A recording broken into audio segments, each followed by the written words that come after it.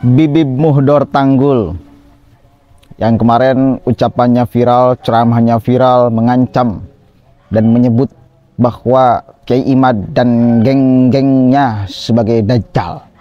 Bahkan dia katakan akan ada peristiwa seperti peristiwa Madura dalam rangka mengusir Syiah. Ada pertumpahan darah, saudara, di sana. Ada yang mati di sana. Jadi ancaman Muhdor ini nggak main-main. Kalau dikaji secara hukum, saya kira pasti bakal kena delik tuh, karena ancamannya yang luar biasa. Artinya dia memprovokasi untuk Kiai Imad dan kawan-kawannya mungkin dihabisi seperti pengusiran Syiah di Madura. Dan itu berbahaya sekali. Hanya karena dia tidak bisa membuktikan bahwa nasabnya tersambung kepada Rasulullah Shallallahu Alaihi Wasallam, lalu dia memprovokasi masyarakat seperti itu. Hingga pada akhirnya ulama-ulama Nusantara itu bergabung, berkumpul, memberikan, melayangkan somasi kepada Muhdor Tanggul ini. Bila 2 minggu Anda tidak meminta maaf secara terbuka, maka siap-siap ucapan Anda akan diseret ke meja polisi, meja pengadilan, agar menjadi pelajaran bahwa ucapan-ucapan yang memprovokasi, ucapan-ucapan yang berpotensi membuat pecah belah itu tidak ditiru oleh banyak orang. Satu kali lagi, hanya karena dia tidak bisa membuktikan, hanya karena dia tidak bisa melawan tesis Kiai Mauliduddin Utsman Al-Bantani, hingga pada akhirnya dia merespons dengan kemarahan, dia merespons dengan amukan. Coba kita dengarkan dulu sama-sama nih somasi dari ulama Nusantara. Permalam ini kami dari Aliansi Pecinta Ulama. Permalam ini kami dari Aliansi Pecinta Ulama Nusantara akan mengeluarkan somasi resmi pertama. Jadi saya bacakan kepada Habib Muhdor bin Muhammad Soleh Al-Hamid Tanggul di tempat. 7 hari telah berlalu sejak press conference Aliansi Pecinta Ulama Nusantara memperingatkan Habib Muhdor bin Muhammad bin Soleh bin Tanggul lewat channel Pada Suka TV. Dengan ini, kami Aliansi Pecinta Ulama Nusantara akan segera menyampaikan somasi yang pertama secara resmi terhadap Habib Muhdor bin Muhammad bin Soleh Tanggul. Somasi yang kami sampaikan sebagai berikut. Berdasarkan pasal 28 UUD 45 yang berbunyi kemerdekaan, berserikat dan berkumpul, mengeluarkan pikiran dengan lisan dan tulisan dan sebagainya ditetapkan dengan undang-undang, sehingga merupakan hak warga negara Indonesia yang dilindungi undang-undang, termasuk hak ulama Nusantara untuk mengeluarkan pikiran dengan lisan dan tulisan dan sebagainya dengan aman, tanpa ancaman dan persekusi dari pihak lain. Sehingga bersama ini kami Aliansi Pecinta Ulama Nusantara meminta klarifikasi dari Habib Muhdor terkait pernyataan saudara yang diunggah melalui media sosial, salah satunya dari konten di channel YouTube Babe Aldo sekitar tanggal 28 Juni atau setidaknya pada akhir Juni tahun 2024, bahwa dalam ceramah saudara Muhdor kepada jamaah yang bisa didengar oleh umum, saudara mengatakan bahwa Imad alias Kiai Haji Imaduddin Utsman dan kelompoknya adalah dajjal, dan saudara mengatakan akan memberikan shock terapi tegangan tinggi kepada mereka seperti layaknya shock terapi yang diberikan kepada kelompok Syiah di Madura, di mana pada kejadian persekusi di Madura tahun 2011 dan tahun 2012 yang silam tersebut sampai menimbulkan korban jiwa. Sehingga dengan demikian jelas ucapan saudara tersebut bisa menimbulkan kesan provokasi, ujaran kebencian, dan menyebabkan kegaduhan di masyarakat dengan ancaman bahwa kelompok Imad Dajjal atau pasukan Dajjal Imad ini akan dilakukan persekusi sampai menimbulkan korban jiwa. Bahwa ucapan tersebut sangat mengusik dan menyinggung perasaan kami selaku para pecinta ulama Nusantara, di mana saudara Mudor harus dapat mempertanggungjawabkan ucapan saudara tersebut secara hukum yang berlaku. Bersama ini, kami meminta klarifikasi saudara agar bisa memberikan keterangan kepada para pecinta ulama Nusantara dan meminta maaf terkait perkataan saudara tersebut dalam tenggang waktu 14 kali 24 jam atau 2 minggu sejak somasi resmi ini kami sampaikan. Bila mana saudara tidak bisa memberikan klarifikasi secara jelas dan bertanggung jawab terkait ucapan saudara Muhdor tersebut, maka dengan terpaksa kami akan menempuh langkah hukum yang jelas dan tepat.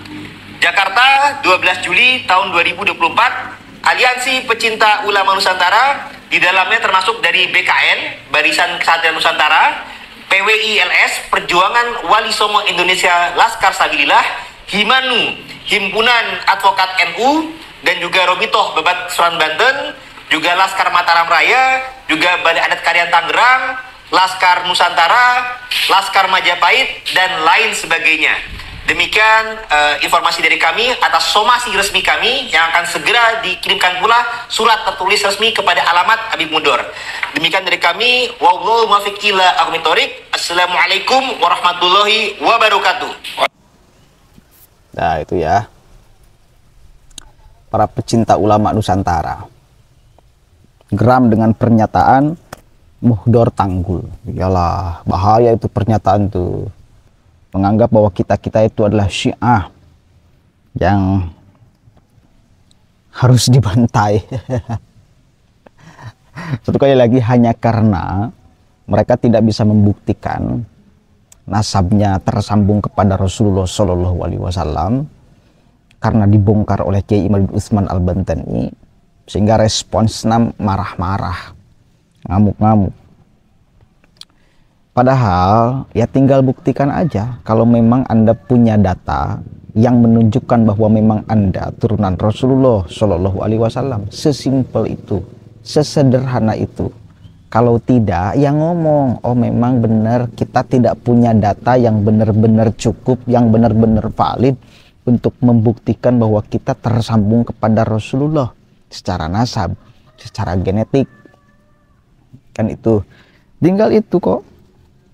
Nggak usah marah-marah. Cuma Anda harus diskusinya dengan ahli filologi, Anda mesti kemudian diskusinya dengan ahli genetik. Kan itu, hadirkan coba ahli filologi yang dari Ba'alawi kalau memang ada. Hadirkan coba ahli genetik yang dari Ba'alawi kalau memang ada untuk bertarung. Ya, ahli genetik mungkin yang pro terhadap Kiai Imad salah satunya Dr. Sugeng. Udah jelas, dia bahkan mengatakan 100% tidak nyambung secara genetik kepada Nabi Muhammad SAW. Kemudian juga ada Prof. Manachem Ali, ahli filologi yang juga sepakat terhadap Kiai Imaduddin Utsman Al-Bantani. Tidak ada satupun manuskrip yang menuliskan tokoh yang bernama Ubaidillah pada abad itu. Nggak ada. Baru ditulis pada abad 9. Itu pun yang menuliskan dari kelompok Ba'alawi. Jadi nggak ada data pembanding. Jauh lagi dari abad kelahirannya. Itu. Nah kalau ada dari yang punya catatan itu, ya tinggal dihadirkan ahli filologi. Tunjukkan datanya. Tidak bisa ngarang. Ini persoalan kejujuran literasi. Gak bisa ngarang. Ini bukan persoalan tafsiran. Manuskrip itu persoalan keaslian, bukan persoalan tafsiran. Maka tidak bisa manuskrip itu dimanipulasi. Tafsir orang bisa berbeda urusan tafsir, tapi urusan manuskrip nggak bisa. Ya, artinya kuat nih. Statusnya sangat kuat kalau memang ada manuskripnya, nggak bisa lagi membantah. Kiai Imad pun saya kira nggak bakalan ngotot bila memang manuskripnya ada. Atau kalau nggak bisa membuktikan secara manuskrip genetik aja, tes DNA, udah. Dua itu Selain daripada itu, debat, kitab, dan lain sebagainya, referensi itu bagi saya hanya pelengkap aja. Karena muaranya di dua hal ini. Manuskrip, kalau tidak, tes DNA, udah itu. Kalau manuskripnya udah ketemu, udah gak bisa lagi ada orang yang menggugat. Udah selesai, persoalan polemik nasab ini selesai, saudara. Saya pun gak bakalan ngangkat lagi. Dan orang lain pun saya yakin gak bakalan ngangkat lagi. Malu dong. Oh, manuskripnya ada, lalu kita masih ngomong kayak gini. Udah jelas mereka turunan Nabi Muhammad SAW. Kita masih gugat-gugat, manuskripnya ada jelas. Gak bakalan percaya deh. Kalau memang manuskripnya ada. Kalau Anda berani lakukan tes DNA untuk memverifikasi keaslian nasabnya. Nyambung atau tidak. Kalau sudah, ya wis, kita akan mengakui 100%. Gitu loh. Ya tinggal dibasul masailkan nanti urusan Ahlul Bait. Ahlul Bait itu sama nggak dengan turunan, gitu loh. Itu karena yang dijelaskan di dalam Al-Quran, teksnya jelas itu Ahlul Bait, bukan Dzurriyyah. Itu Ahlul Bait ini siapa sebetulnya?